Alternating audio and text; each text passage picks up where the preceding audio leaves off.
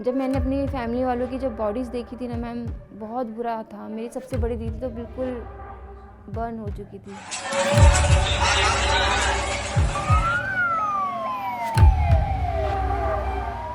और एक सिस्टर तो आधी मिली मुझे। मैंने अपनी ज़िंदगी में मैं किसी को चोट लगा भी नहीं देख सकती थी। किसी का ब्लड भी आता था ना, मैं अपनी आंखें बंद कर लेती थी। मैंने वहाँ जले हुए मरे हुए लोगों को ऐसे देखा है ना अपनी आंखों से कि क्या मैं कभी सोच भी नहीं सकती थी मैं ये सब देख के आऊँगी। इतने लोग ऐसे फेंके हुए थे वहाँ, मैं ये नहीं बोलूँगी कि रखे हुए थे, फेंके हुए थे वहाँ पर लोग।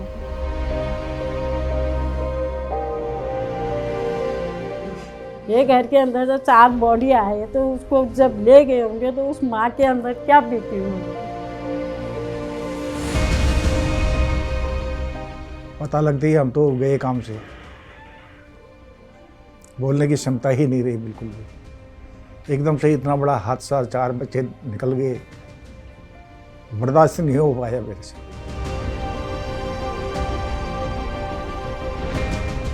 मैं घड़ी को देखती हूँ, वो सोचती हूँ कि उस टाइम को ना मैं पीछे घुमा दूँ, वो टाइम समय पीछे उसी दिन लेके चले जाऊँ जिस दिन हमारी टिकट बुक हुई थी, तो ताकि वो हमारा प्लान वहीं पर कैंसिल हो जाता।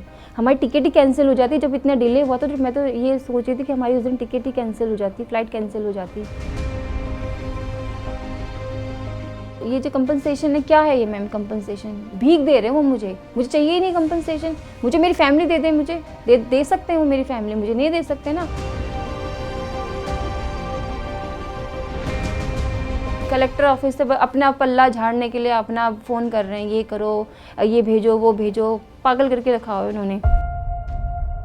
मैंने कहा मैम आप मजाक समझ रहे हो कि किसी फैमिली के साथ इतना बड़ा उनको सदमा पहुंचा है, आप उस सदमे के दौरान आप उनको बार बार पूछ के। मैं कहा नहीं चाहिए आप मुझे आपका पैसा, आप अपने पास रखिए। मैं कहा मुझे नहीं चाहिए, कुछ नहीं चाहिए मुझे देनी भी नहीं बैंक डिटेल अपनी।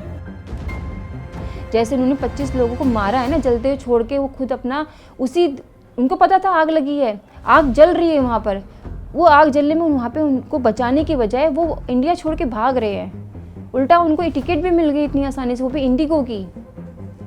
आप ये देख सकते हैं वो कितना सपोर्ट है फिर।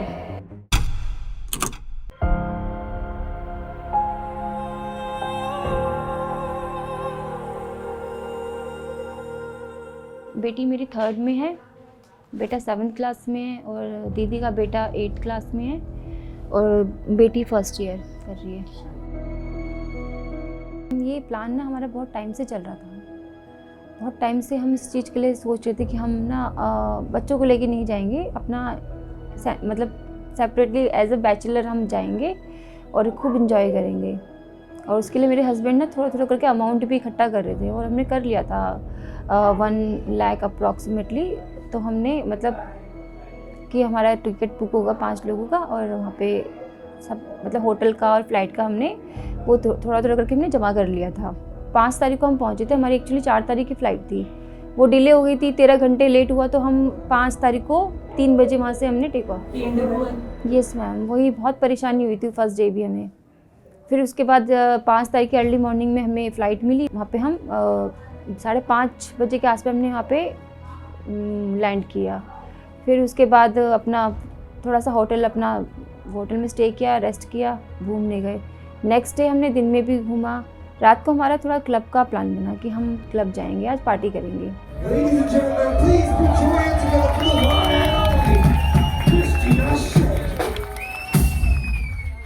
11:50 के अराउंड हम लोग वहाँ हमने एंट्री की थी। हमने वहाँ पे जूस ऑर्डर किया अपना। बस मैम हम बैठे थे, हमें 15 से 20 मिनट ही हुआ था, जूस भी हमारा फिनिश नहीं हुआ था। मेरे हस्बैंड वीडियो बना रहे थे, वहाँ पे डांस चल रहा था और म्यूज़िक वगैरह चल रहा था।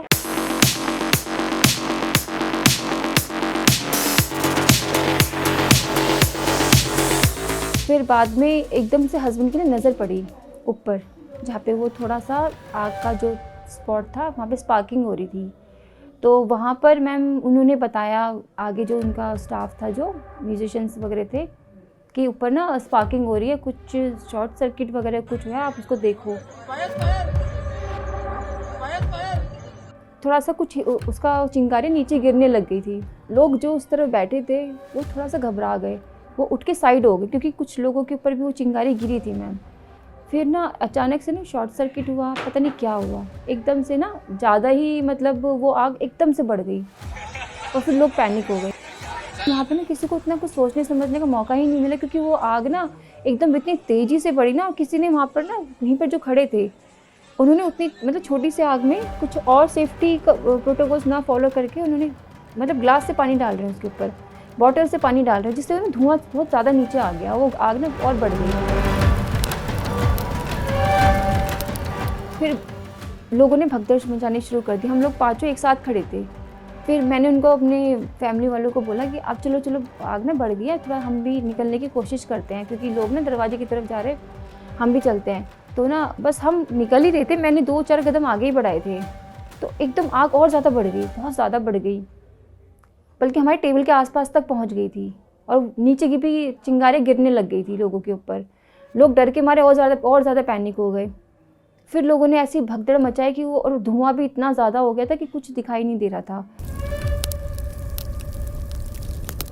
लोगों ने इतनी ज़्यादा भगदड़ मचाई कि ना वहाँ पे मैं ना बिल्कुल धक्के में आकर इधर हो गई इस तरफ और मेरी फैमिली ने पीछे रह गई। और धक्के से ना मैं मतलब पीछे मुड़ के भी नहीं देख पाई, बस मैं आगे से चिल्लाती रही कि जल्दी आओ प्लीज़ जल्दी आओ जल्दी आओ, मैं बस बोलती रह गई। और उसी धक्के के प्रेशर से ना मैं गेट की तरफ पहुंची जहाँ पे गेट भी बिल्कुल ब्लॉक हो गया था क्योंकि कोई दूसरा इमरजेंसी एग्जिट डोर तो था नहीं। सब उसी डोर से निकलने की कोशिश कर रहे थे, वो बिल्कुल ब्लॉक हो गया, लोग फंस गए इस डोर में। फिर जिस तरह से लोगों ने एक दूसरे को बड़े प्रेशर से धक्का दे के बाहर निकाला, कुछ लोग नीचे भी गिरे, फिर मतलब गिरते उठते पटकते वो लोग बाहर निकले, मैं भी बाहर निकली तो एकदम से इतना काला धुआं था कि जो बाहर का रास्ता भी नहीं दिख रहा था कि स्टेयर्स वहाँ पर कहाँ पर है नीचे जाने के लिए। तो मतलब इतना कि वो मेरे अंदर भी वो धुआं काफ़ी हद तक आ गया था कि मुझे भी कुछ दिखाई नहीं दिया, ना मैं कुछ मुँह से बोल पा रही थी, नाक में मुँह में हर जगह धुआं सा चला गया। फिर मैं बड़ी मुश्किल से इसको ब्रीथ मतलब करके मैं थोड़ा जैसे तैसे मैं बाहर आई।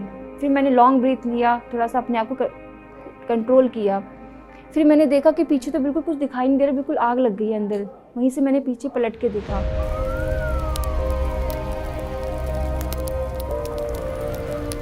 फिर मैं चीखने लग गई कि यार जो मेरी फैमिली अंदर है, प्लीज़ उन्हें बचाओ।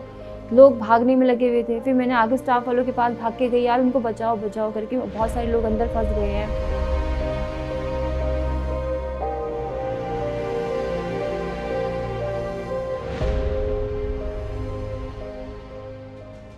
उनका एक ही डायलॉग था, आप प्लीज़ बाहर जाके देखिए, मैम प्लीज़ आप यहाँ से जाइए, आप प्लीज़ बाहर जाके देखिए। आप उन्होंने मुझे आगे जाने नहीं दिया, आप यहाँ से जाइए। वो खड़े हो गए लाइन लगा के, बाउंसर्स सारे वहाँ पर। बस मैं इधर से उधर भागती रही, बोलती रही, गिड़गिड़ाती रही सब लोगों से, किसी ने कुछ सुना ही नहीं मैम। फिर बाद में कुछ जो उनके जूनियर स्टाफ थे उन लोगों ने वहाँ पे कुछ बाल्टी से मग से ऐसे इतनी बड़ी आग में उससे पानी डाल रहे हैं मैम। 40 मिनट के बाद फायर ब्रिगेड की गाड़ी आ रही है, आधे घंटे के बाद। सब कुछ तो जल के तबाह हो गया था वहाँ पे। फिर तो सिलेंडर भी फटा है, उसके बाद ब्लास्ट में जो किचन में तक आग पहुँची है। तो फिर क्या बचेगा वहाँ पर, क्या हालत होगी वहाँ पे। लोग बचे नहीं क्योंकि आगों की ऐसी लपटें निकल रही थी, वहाँ कोई बच के कैसे निकल सकता था।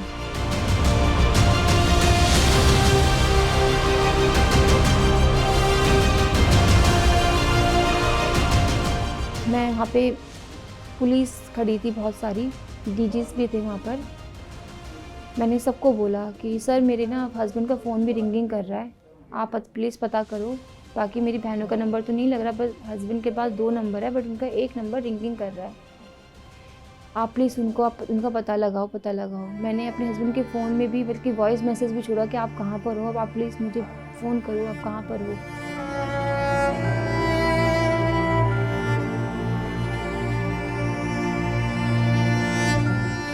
मैं कम से कम वहाँ पे मैम 4 घंटे, 4.5 घंटे के आसपास तक मैं खड़ी रही वहाँ पर।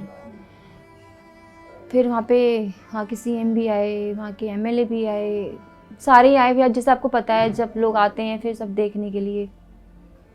मैंने एमएलए से भी बोला था, उनको फ़ोन रिंग जो जा रहा था वो भी दिखाया, अपने फैमिली की फ़ोटो भी दिखाई, मैंने वहीं की फ़ोटो दिखाई कि ये मेरी फैमिली है, आप प्लीज़ आपने अंदर देखा होगा तो आप मुझे बताओ क्या स्टेटस है, वो अंदर है भी या नहीं है, वो ठीक भी है नहीं है, आप कुछ तो बताइए मुझे। किसी ने मैम कुछ नहीं बताया। जब वहाँ पे डीजी हैं, मैं इनका नाम नहीं जानती, मैम है वहाँ पर, तो मैम आए थे तो वो जा रहे थे। फिर मैंने उनकी गाड़ी के आगे फिर मैंने उनसे पूछा, बोला मैम कि मेरी फैमिली के 4 लोग अंदर फंसे हैं, मेरे यहाँ पे कोई भी हेल्प नहीं कर रहा है, आप प्लीज़ मुझे अब कुछ तो अपडेट दिलवाइए कि यहाँ पे अंदर वो है भी या नहीं है। तो फिर वो मैम ने फिर मुझे वो पुलिस स्टेशन लेके गए, अंजुना पुलिस स्टेशन में लेके गए। फिर मैंने उनको सारा चीज़ें जो भी वहाँ हुआ सब बताया उनको, अपनी फैमिली की फ़ोटो दिखाई। मैं थोड़ी देर वहाँ उन्हीं के साथ बैठी थी ऑफिस में। फिर उनके पास आई थिंक कोई फ़ोटो आई, ये बात होगी 5 बजे के आसपास की बात होगी, ये 5 साढ़े 5 बजे के आसपास की। तो पहले सबसे पहले उन्होंने मुझसे पूछा, उन्होंने फ़ोटो देखी। फिर थोड़ी देर बाद उनके पास जब कोई फ़ोटोज़ आई होगी, उन्होंने बोला कि आपकी सिस्टर ने कुछ वाइन कलर का कोई ड्रेस पहना था, मैरून से कलर का। मैंने कहा यस मैम। फिर उन्होंने मुझे फ़ोटो दिखाई, मैंने पहचान लिया। मैंने कहा हाँ जी ये मेरी बहन है। मैंने कहा मैम क्या है, मतलब ठीक है ना ये, मतलब ठीक है ये। उन्होंने कहा, और उन्होंने कुछ नहीं बोला, मैं समझ गई। फिर थोड़ी देर बाद फिर उन्होंने मेरी दूसरी सिस्टर का हाथ दिखाया मुझे। मैंने एक्चुअली अपनी सिस्टर को उसके बर्थडे में घड़ी गिफ्ट की थी, तो उन्होंने दिखाया, उसने वही घड़ी पहनी हुई थी। तो मैंने पहचाना, मैंने कहा हाँ यार ये तुम घड़ी मैंने गिफ्ट करी थी। वो बिल्कुल गोरी चिट्टी सी मेरी वो सिस्टर, बिल्कुल फेयर कलर है उसका, हाथ भी बिल्कुल गोरा सा। मैंने कहा यार लग तो वही रही है। मैंने फिर एकदम हाथ देख के फिर मैंने भी एकदम से फिर मैंने को घड़ी लगा, मैंने कहा मैम थोड़ा लग तो रहा है, घड़ी मैंने गिफ्ट करी थी, मुझे लग रही है ये। मैंने कहा कुछ इनकी फेस वगैरह आपके पास कोई फ़ोटो होगी तो। फिर उसके पास 10 मिनट बाद उन्होंने फिर पूरी फ़ोटो दिखाई कि ये देखो। पहले तो उन्होंने पूछा कि आप ये दिखाओ उन्होंने क्या पहना था, फिर मैंने इनको दिखाया इनको। फिर उसके बाद उन्होंने मुझे फ़ोटो दिखाई कि ये क्या ये वही है। फिर तब मैंने पहचाना। तो 2 बहनों का तो मुझे तभी पता चल गया था। जो तीसरी एक उन्होंने एक और बॉडी दिखाई, वो बिल्कुल बुरी तरह से जल गई थी, ना तो उसमें मेल फीमेल का कुछ भी पता नहीं चल रहा क्योंकि बिल्कुल बर्न थी वो। तो उन्होंने वो मुझे बताया कि आप इन्हें पहचान सकते हो। मैंने कहा मैम आप बताइए मैं इसको कैसे पहचानूंगी, तो ये भी नहीं पता चल रहा कि ये मेल है या फीमेल है। मैंने कहा तो बिल्कुल ही जल चुके। मैं कहा नहीं मैम ये कोई मेरी फैमिली का कोई भी नहीं है। नहीं मैम ये कोई नहीं है।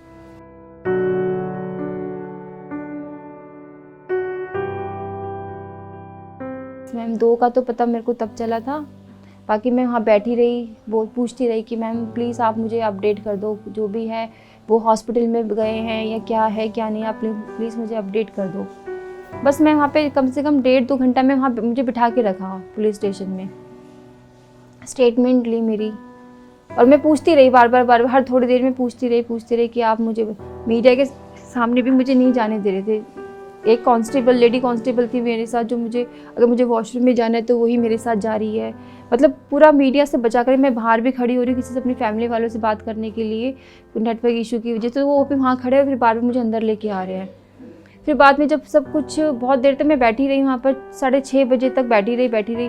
मैंने कहा यहाँ से मैं बैठ के करूँगी क्या यहाँ पर, मुझे पागलों के दिनों ने यहाँ पे कैद करके रखा हुआ है। मुझे अगर मैं अपने एफर्ट्स भी लगाऊंगी, कुछ अपनी फैमिली वालों को बताऊँगी, तो मैं यहाँ बैठ के कैसे बताऊँ।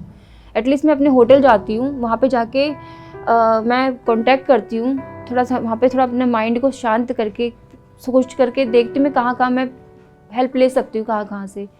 फिर मैं होटल आई, वहाँ पे भी उन्होंने एक लेडी कांस्टेबल को मेरे साथ भेजा, मेरे साथ बैठे हुए थे वो पूरा टाइम। फिर उसके बाद उन्होंने वहाँ से मैंने फिर सबको कांटेक्ट करने शुरू करे। कुछ कांटेक्ट मैंने वहाँ से भी किए थे, जो मेरे हस्बैंड के दोस्त थे यहाँ दिल्ली पुलिस में हैं वो।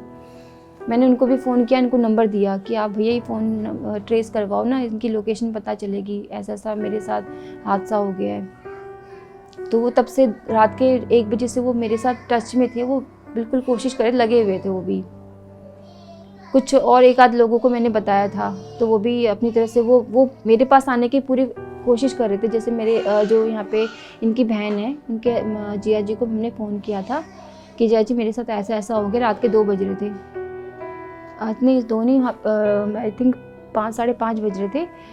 तो मैंने तब लास्ट में, क्योंकि मैं बिना किसी, जब तक मुझे कुछ नहीं पता तो मैं किसी को क्या बताऊँ, ऐसे भी रात में सब लोग सो रहे हैं, मैं कैसे किसी को फ़ोन करूँ, मुझे समझ नहीं आ रहा था। फिर मेरे को जैसे लगा कि मैं यार किसको बताऊँ, समझ नहीं आ रहा है। फिर मैंने जो मेरे हस्बैंड के जो जिया जी हैं उनको फ़ोन किया, फिर उनको बताया सारी चीज़ें कि जिया जी ऐसा ऐसा हो गया है। तो उन्होंने तभी तुरंत वो लोग इकट्ठे होके, यहाँ से मेरे कुछ फैमिली मेम्बर्स कुछ वहाँ से इकट्ठे होके वो लोग एयरपोर्ट गए, उन्होंने टिकट विकट बुक कराने की कोशिश करी। बड़ी मुश्किल से उनकी टिकट बुक हुई है।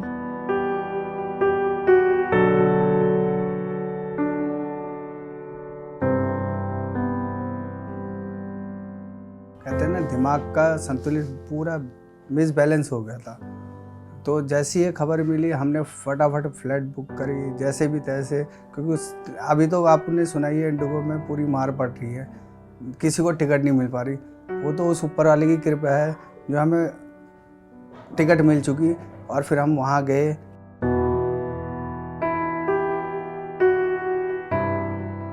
जब मैंने अपनी फैमिली वालों की जब बॉडीज़ देखी थी ना मैम, बहुत बुरा था। मेरी सबसे बड़ी दीदी तो बिल्कुल बर्न हो चुकी थी, और एक सिस्टर तो आधी मिली मुझे। फेस से पहचाना मैंने, उसके कपड़ों से उसको पहचाना, हाथ पैर आधे जल चुके थे उसके। हस्बैंड वहाँ पे घुटन से मरे धुएं की वजह से, उनकी डेथ उस वजह से हुई। एक सिस्टर का वो बर्निंग, मतलब पहले धुएं से हुआ, उसके बाद मैम बर्न भी हुआ।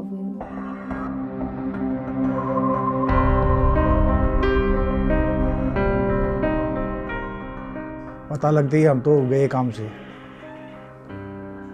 बोलने की क्षमता ही नहीं रही बिल्कुल भी। एकदम से इतना बड़ा हादसा, 4 बच्चे निकल गए, बर्दाश्त नहीं हो पाया मेरे से।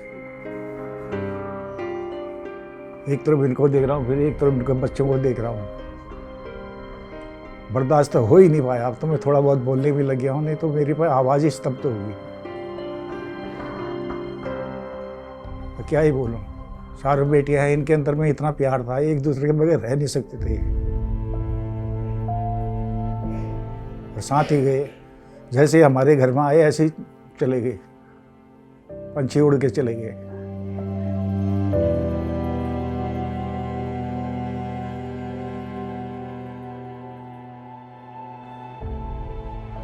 बच्चे हैं छोटे छोटे, स्कूल आप 2 लाख रुपए दे रहे हैं, 2 लाख रुपए मंथली होता है इनका, घर से लेकर स्कूल की फीस वगैरह वगैरह सब 2 लाख रुपए खर्चा होता है एक महीने में। तो क्या करेंगे 2 लाख रुपए का हम? वो पैसों में पैसा दे करके मुंह बंद करना चाह रहे हैं, यही मतलब होता है। और राजनीति इतनी ज़बरदस्त हो रही है कि इंसानियत नाम की चीज़ खत्म हो गई है।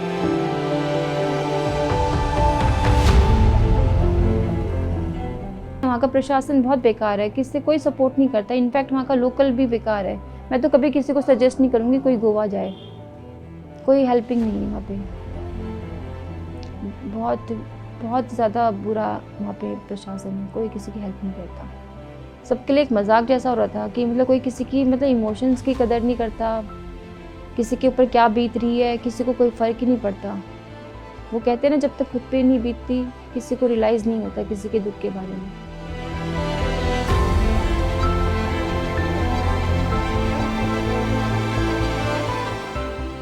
बिल्कुल मैम, बहुत टफ था। बॉडी भी कैसे दी उन्होंने, पोस्टमार्टम के लिए अटका के रखा। पहले एक बॉडी का पोस्टमार्टम किया, उन्होंने कहा कि अभी कल, बाकी का कल होगा। बॉडी की बहुत बुरी कंडीशन थी, स्मेल आ रही थी मैम।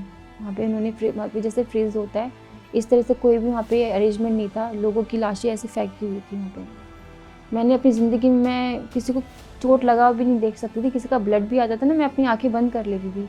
मैंने वहाँ जले हुए मरे हुए लोगों को ऐसे देखा है ना अपनी आंखों से कि क्या मैं कभी सोच भी नहीं सकती थी मैं ये सब देख के आऊँगी। इतने लोग ऐसे फेंके हुए थे वहाँ, मैं ये नहीं बोलूँगी रखे हुए थे, फेंके हुए थे वहाँ पर लोग।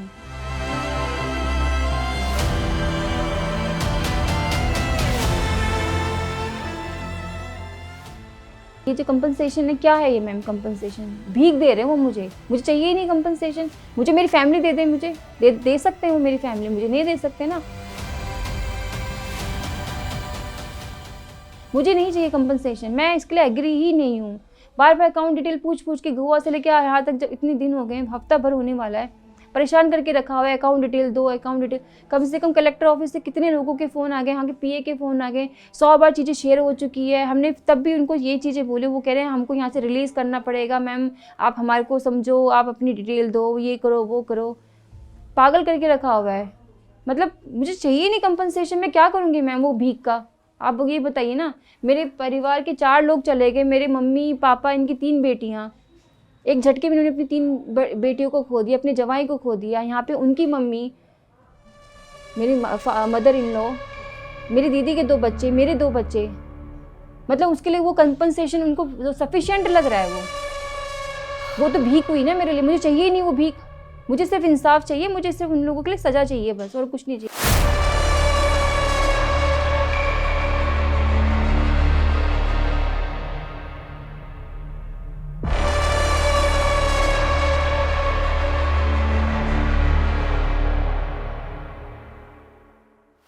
क्योंकि मैम आज देखो इतने लोग मरे हैं, 25 लोग नहीं मरे, 25 फैमिलियाँ गई हैं।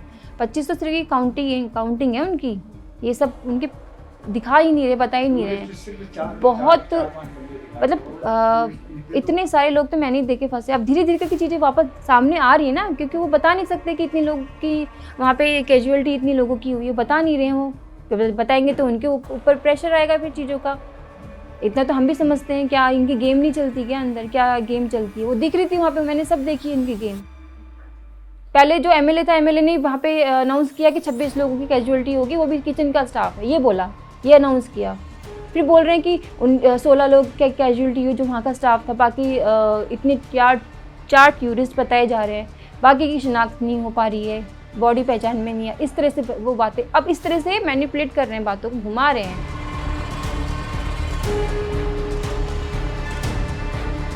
मैं यही बोलूँगी कि बस उनको सज़ा मिले, सख्त से सख्त सज़ा मिले, उनके ऊपर सख्त से सख्त कार्रवाई होनी चाहिए, कोई बेल नहीं मिलनी चाहिए। बस मैं यही लास्ट तक ये लड़ाई करूँगी कि उनको बस सज़ा मिले, बस उनको सज़ा मिलनी चाहिए, उनको उनके कर्मों की सज़ा मिलनी चाहिए।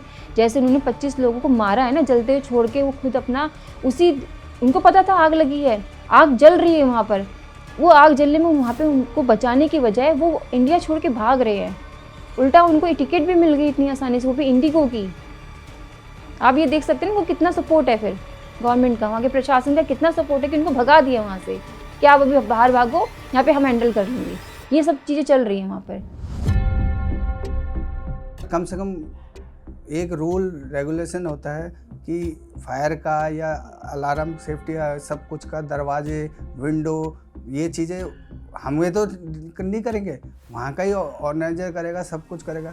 तो मैं ये सोच रहा हूँ ये हादसा और जगह ना हो, इसीलिए हम अपील भी करते हैं, चाहे वो पीएम मोदी साहब हो या कोई भी हो, इसमें राजनीति मत करो। एक सीरियस मैटर है ये, आज हमारे साथ हुआ, कल को किसी और के साथ भी हो सकता है, ये घटना ना हो।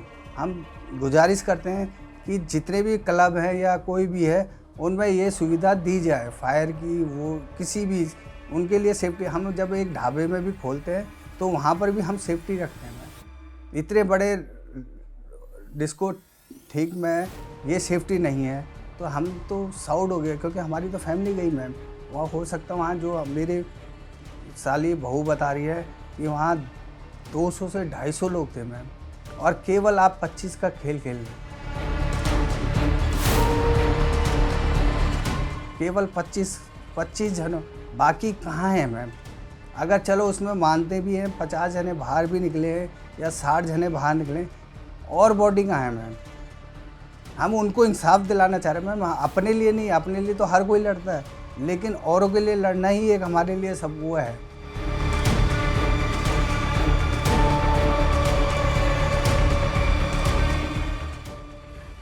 ये 70 साल में हम इतना देख रहे हैं यार, मेरा तो बोलने का भी मन नहीं कर रहा, मेरा दिमाग ऐसा घूम रहा है, मैं पागल हो गई, सोते सोते पागल हो गई। ये घर के अंदर जब 4 बॉडी आए तो उसको जब ले गए होंगे तो उस माँ के अंदर क्या बीती होगी। अभी मेरा लड़का 40 साल का, 45 साल का लड़का है, न उनकी सरकारी नौकरी है, प्राइवेट नौकरी है, वैसे उनकी कमाई नहीं है। अब मेरा लड़का गया तो हम 2 घर चलाओ, पहले मेरे को देखता था, फिर अपने भाई को देखता, अब मेरे को कौन देखेगा? फिर 70 साल की उम्र बुढ़िया को कौन देखेगा, तुम ये बताओ। मैं भी ऐसी टिकी हूँ, कभी दवाई खा खा के मैंने अपनी ज़िंदगी बचा रखी, क्योंकि अपने बच्चों के ऊपर आवाज़ लगा रखी थी कि हाँ मेरे बच्चे मतलब है तो मैं जीऊँगी। तो अब मैं किस सहारे से करूँ बोलो, ना आप बता दो।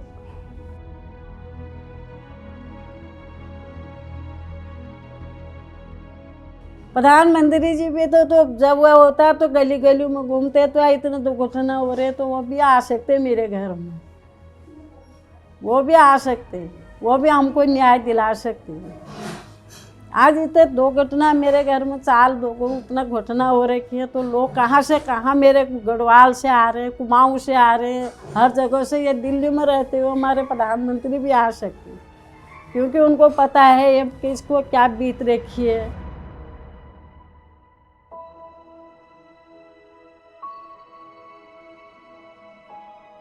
मैं गुजारिश करता हूँ कि सख्त से सख्त कार्रवाई हो। आप उनको 4 साल 5 साल की सज़ा सुना रहे हो, वो कोई डिपेंड नहीं है। वो तो 25 की मौत करके भाग गए, उनके पीछे कितना अनाज छोड़ गए। तो मेरे से है कि कानून इतनी सख्त कार्रवाई करे। मैं तो कह रहा हूँ कि उसको फांसी दी जाए। मैं अपील यही करता हूँ अपने गवर्नमेंट से, ऊपर के लोगों से, कि उसे सख्त 5 साल 4 साल सज़ा नहीं सुनाए, उसको फांसी दी जाए, उसके कुड़की करी जाए। मतलब जितना भी कुड़की करके पैसा इकट्ठा होता है वो उनको मुआवजा दिया जाए, ताकि उनकी फैमिली सर्वाइव कर ले।